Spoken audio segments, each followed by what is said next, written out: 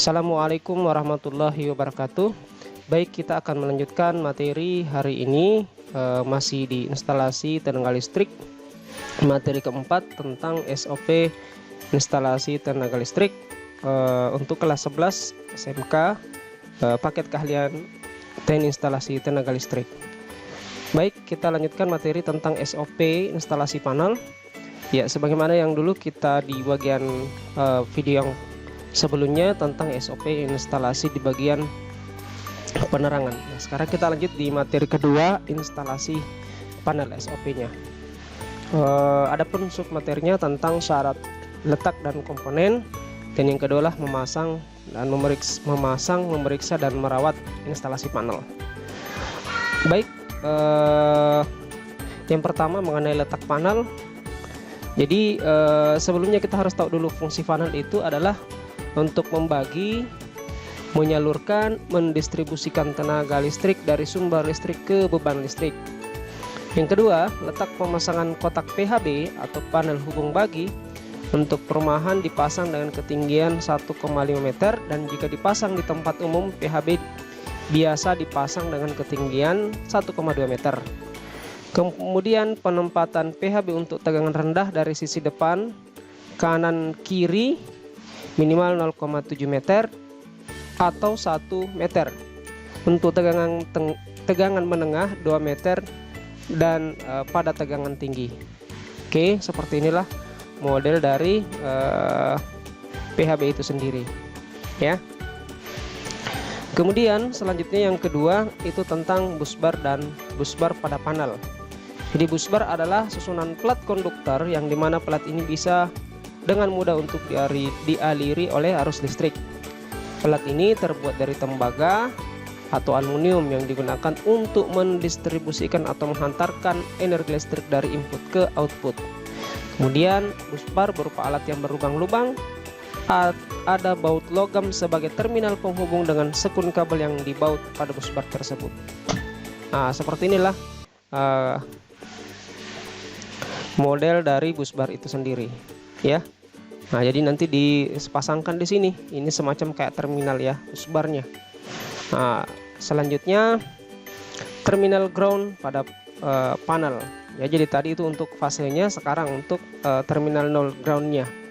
Ya, terminal nol ground adalah suatu plat konduktor dari bahan tembaga yang berfungsi sebagai tempat netral dan ground. Ya, fungsi ground di sini sebagai tempat membuang arus lebih dan membuang listrik dari petir ke bumi. Biasanya dihubungkan dengan sekun kabel yang disekup pada terminal nol ground. Ya, sama tadi sebenarnya fungsinya, cuman dia ini khusus untuk terminal nol ground, ya. Ini juga dipasang pada panel, ya. Selanjutnya kabel penghantar pada panel. Yang pertama, pemasangan kabel harus dipisahkan antara daya rendah dan daya tinggi. Pemasangan kabel yang digunakan untuk daya rendah atau kontrol disebut, yaitu menggunakan kabel NIAF dari kabel tembaga berisi serabut yang mudah untuk dibentuk dan dibengkokkan. Yang ketiga, pemasangan kabel dengan daya tinggi, biasanya kabel NIA atau NYY yang intinya berupa tembaga yang pejal. Nah, seperti ini ya. Jadi kalau yang sini adalah untuk menggunakan kabel NIAF, itu dari bahan tembaga yang berisi serabut, ya, mudah untuk dibentuk atau mudah dibengkokkan. Kalau yang bagian sini tentunya menggunakan NYA, kabel pejal, ya, yang intinya berupa tembaga. Selanjutnya, label dan tanda pada panel. Label dan tanda adalah memudahkan seseorang teknik listrik untuk mengetahui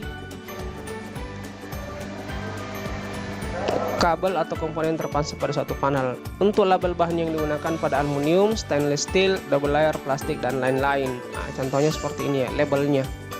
Nah, kemudian selanjutnya merakit panel. Ya, jadi merakit panel adalah langkah yang harus digunakan untuk memasang komponen instalasi listrik di dalam panel listrik. Kemudian ada pun langkah-langkahnya. Pastikan komponen yang akan dipasang dalam kondisi baik. Pasanglah komponen instalasi listrik sesuai dengan desain gambar panel. Yang ketiga, rapikan kondisi kabel saat memasang komponen panel. Baik, selanjutnya yang ketujuh, memeriksa dan merawat panel. Memeriksa dan merawat panel listrik bertujuan untuk mengecek kondisi komponen instalasi pada panel apakah ada kerusakan atau tidak. Kemudian bila terjadi kerusakan, segera lakukan penggantian pada komponen yang rusak. Untuk merawat panel dilakukan dengan cara membersihkan panel. Biasanya untuk memeriksa dan merawat panel dilakukan selama 6 bulan sekali. Nah, ini tentunya perlu ya. Kita cukupkan untuk pertemuan hari ini dulu. Nanti kita akan lanjutkan di bagian video yang ketiga tentang SOP instalasi pentanahan. Terima kasih atas perhatiannya. Semoga bermanfaat. Assalamualaikum warahmatullahi wabarakatuh.